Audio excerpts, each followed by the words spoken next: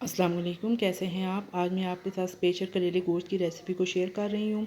ये बहुत ही लजीज़ और मज़ेदार बनकर तैयार होंगे। इनको बनाने के लिए मैंने 3 अदद प्याज लिए हैं और उनको बारीक सा काट लिया है। साथ में 4 अदद टमाटर लिए हैं। टमाटरों को भी मैंने इस शेप में काट लिया है।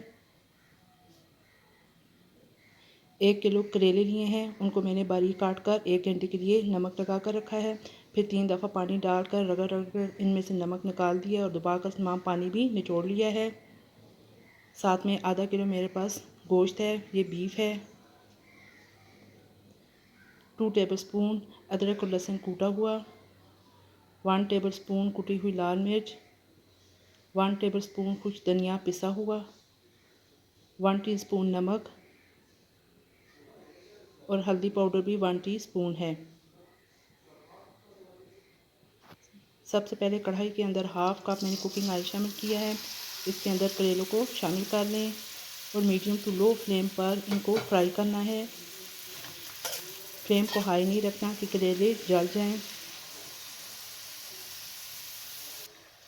इस तरीके से चम्मच चलाते जाएं और करेलों को अच्छे तरीके से फ्राई कर लें। अब प्रेशर कुकर में हाफ कप कुकिंग ऑयल शामिल करके प्याज को मैंने डाल दिया है।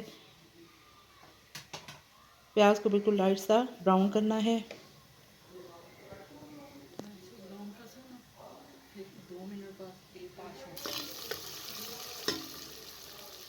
अब ये देखिए लाइट सा ब्राउन हो चुका है। इसके अंदर अदरक और लहसुन को शामिल करके भून लें,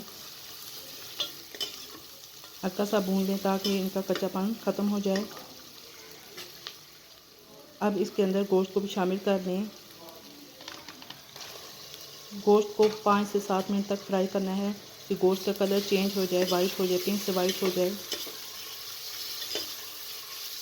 ये देखिए कलर चेंज हो चुका है। अब इसके अंदर कुछ मसाला जात को शामिल करके भून लें।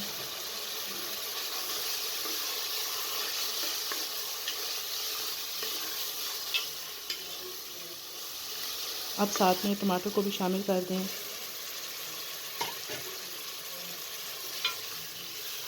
तमाम चीज़ों को अच्छे तरीके से मिक्स कर लें और तकरीबन 2 गिलास पानी डालकर कवर कर दें ताकि गोश्त अच्छे तरीके से गल जाए। ये देखिए जी करेले फ्राई हो चुके हैं। ये एक टिप है, करेलों के अंदर अब मैंने 4 टेबलस्पून दही को शामिल किया है। दही डालने का मकसद ये है कि करेलों की कड़वाहट बिल्कुल ख़त्म हो जाती है। ये देखें जी गोश्त भी हमारा गल गया है। गोश्त को अब अच्छे तरीके से भून लें और चूल्हा बंद कर दें। अब ये करेले के अंदर भुना हुआ गोश्त शामिल कर दें। करेले और गोश्त को अच्छे तरीके से मिक्स कर लें और तकरीबन 5 से 7 मिनट तक लो फ्लेम पर कवर करके पकने दें ताकि तमाम चीज़ें अच्छे से मिक्स हो जाएं। ये देखें जी करेले गोश्त बन गया है। ये खाने में भी बहुत लजीज है। बड़े और बच्चे सभी इसको बड़े शौक़ से खाते हैं। अगर आप इस तरीके से बनाएंगे तो इसके अंदर कड़वाहट जो है वो बिल्कुल ख़त्म हो जाएगी और ये सेहत के लिए भी बहुत मुफीद है। ये देखिए जी मैं आपको डिश आउट करके दिखा रही हूँ। कितने मज़ेदार करेले गोश्त रेडी हो चुके हैं। आप इसको गर्मा गर्म चपाती के साथ खाएं। इस तरीके से आप अपने घर पर एक दफ़ा करेले गोश्त का सालन ज़रूर बनाइएगा और मुझे कमेंट बॉक्स में बताइएगा कि आपको मेरी ये रेसिपी कैसी लगी है। अगर आपको मेरी ये रेसिपी पसंद आए तो मेरे चैनल को सब्सक्राइब और शेयर कर दीजिएगा और बेल का आइकन को भी प्रेस कर दें ताकि मेरी हर आने वाली नई वीडियो आप तक बर वक्त पहुँच सके। फिर इंशाल्लाह एक नई रेसिपी के साथ आपकी खिदमत में दोबारा हाज़िर होंगी। उस वक्त तक के लिए इजाज़त दीजिए। अल्लाह हाफिज़।